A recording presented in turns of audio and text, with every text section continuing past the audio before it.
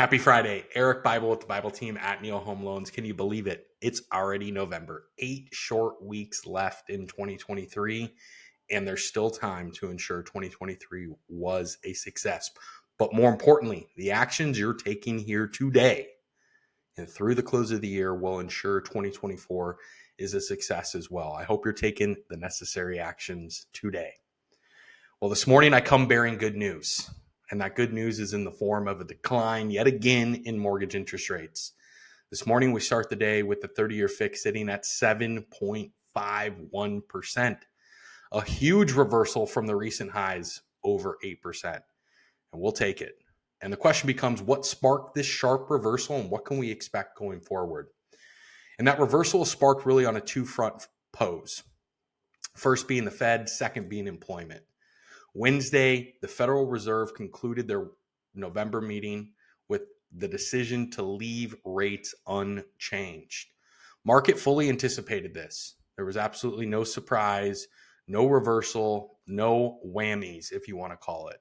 What the market was really looking to was the comments from Jerome Powell. As we know, last month, October, Jerome Powell's comments shook the market and pushed rates higher. Well, Wednesday, we saw the exact opposite, and it comes from the infamous dot plot. Last month, we witnessed a change in the dot plot, which showed and anticipated 2 additional rate hikes through first quarter of 2024, with 1 more left for the year. Jerome Powell specifically mentioned that where, yes, we are not done with our fight against inflation, there's potentially still work to be done, but the dot plot is not written in stone. Markets saw that as really a massive tonality change. And there, Jerome Powell mentioned that the committee will be interpreting lifetime data at each go-forward meeting to determine where and what they do with rates. And ultimately, those comments sent a message to Wall Street that the Fed is done. Yes, there is still fight to be had, but we don't see or anticipate further rate hikes. Now, the question came up from the audience, when can we expect rate cuts? And Jerome Powell was very specific to state rate cuts have yet to be discussed, and they are not on the table as of now. But again, Wall Street is ultimately calling their bluff. And we see that mirrored with the performance of not only the stock market, but also mortgage-backed securities, which has driven rates to the levels we're seeing today.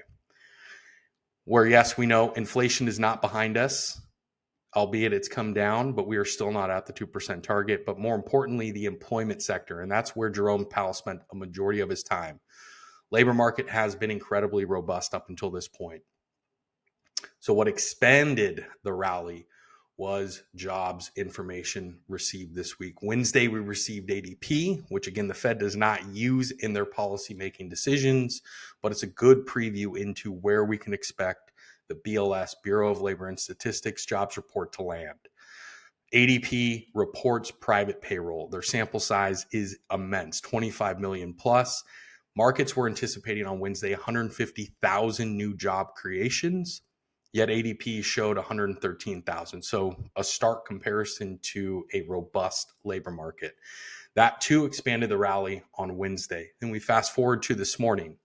This morning we received the BLS, again, Bureau and Labor Statistics, jobs report for the month of October.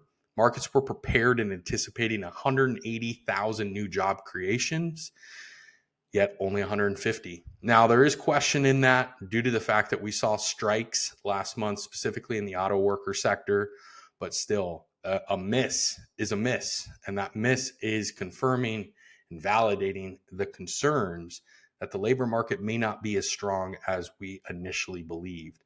Additionally, we witnessed unemployment rise from 3.8% to 3.9%.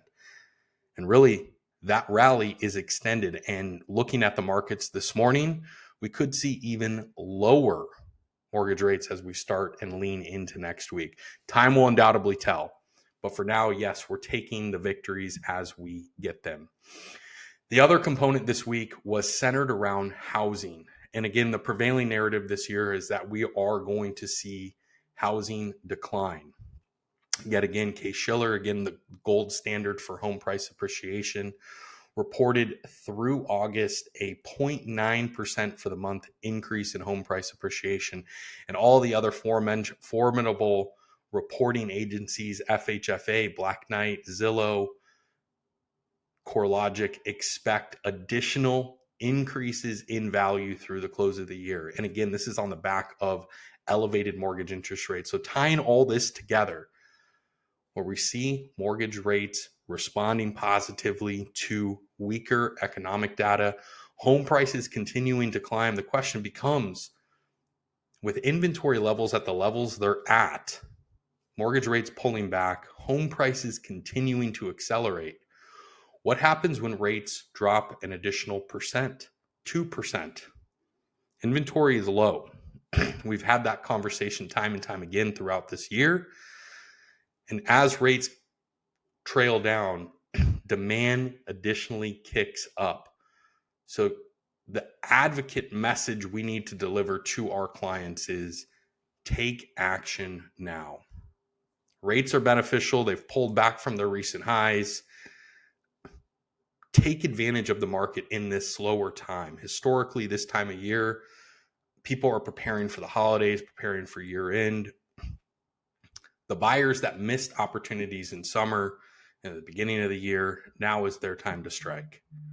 If you're having difficulties conveying this message or getting this point across, we'd love the opportunity to support you. We're available and here to assist. As always, make it a great Friday and an even better weekend. Thank you.